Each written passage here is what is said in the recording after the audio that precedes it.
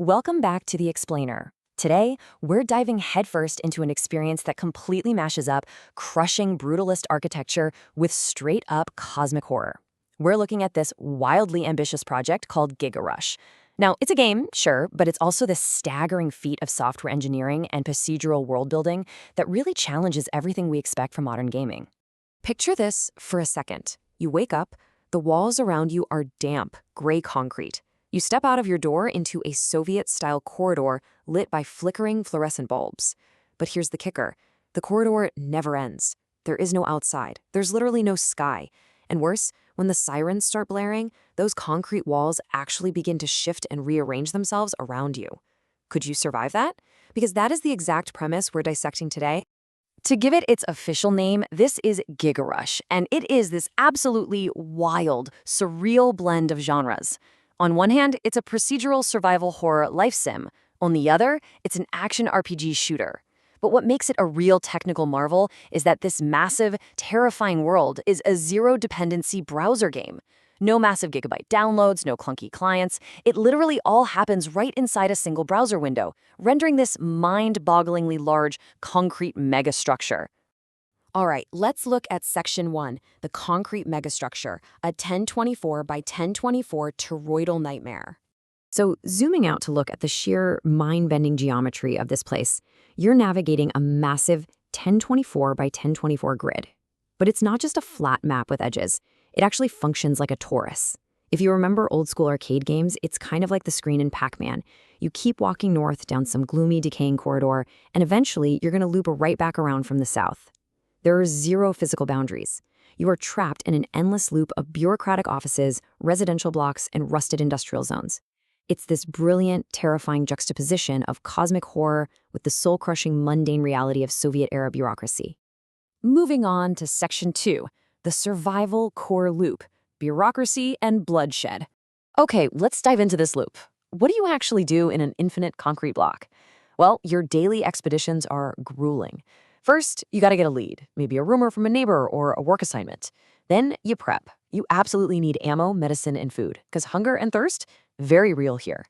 Next, you travel out into faction territories and you're making these high-stakes, split-second decisions. Do you trade, sneak, shoot? Then you just have to survive the environmental hazards. And finally, if you are incredibly lucky, you bring back loot, experience, or maybe some forged debt papers so you can survive just one more day. It is utterly ruthless. Which brings us to Section 3, 100,000 living, breathing NPCs, an unseen ecosystem.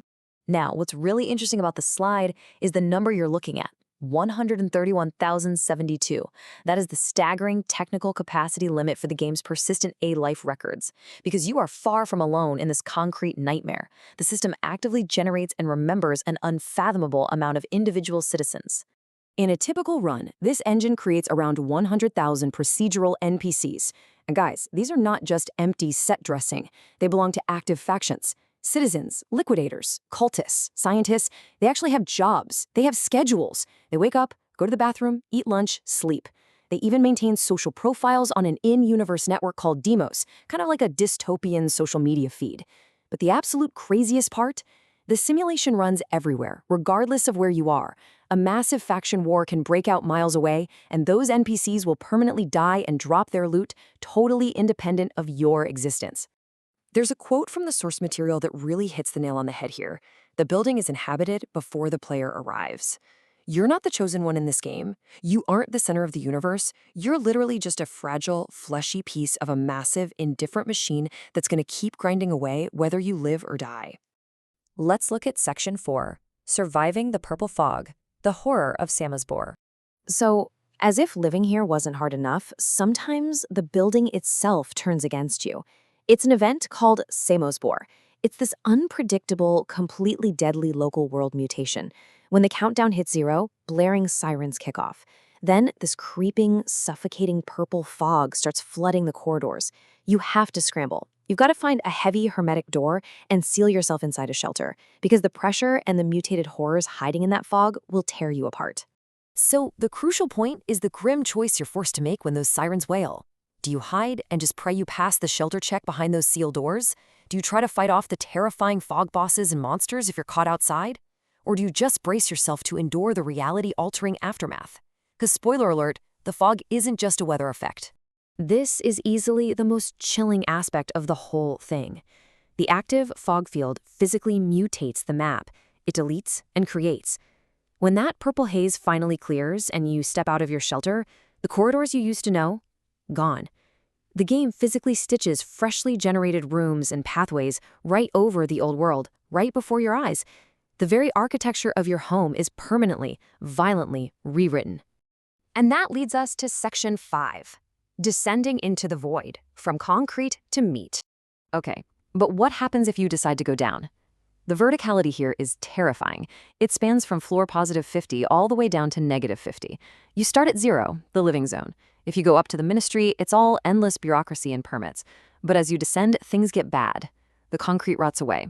By the negative 20s and 30s, you're wading through flooded maintenance labs and industrial rot.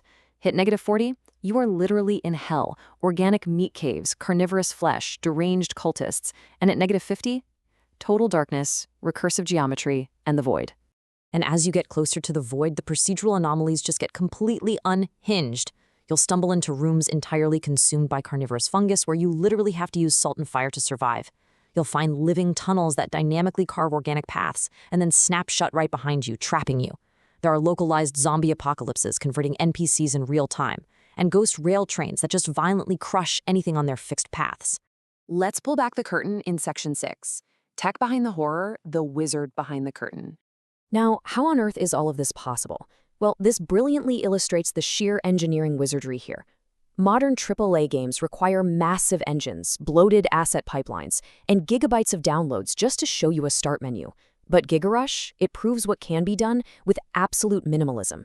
It requires 0 frameworks, 0 asset pipelines. It runs entirely from one single browser file.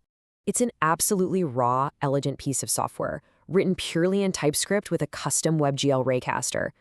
Every single procedural texture on the walls, every sprite, every audio file, it's all mathematically generated on the fly by your browser. By using flat entity arrays and a strict data-oriented design, the developer squeezed an entire persistent universe with 100,000 active actors into a lightweight web page. And it handles it all seamlessly without melting your computer's processor. It is a masterclass in optimization. The sheer scale of this digital experiment is just breathtaking. But it really forces us to ask, in a world where the very architecture is actively hostile, how long could you hold on to your humanity? If the sirens fade and the concrete finally stops shifting, will you be ready for what's waiting for you at the bottom?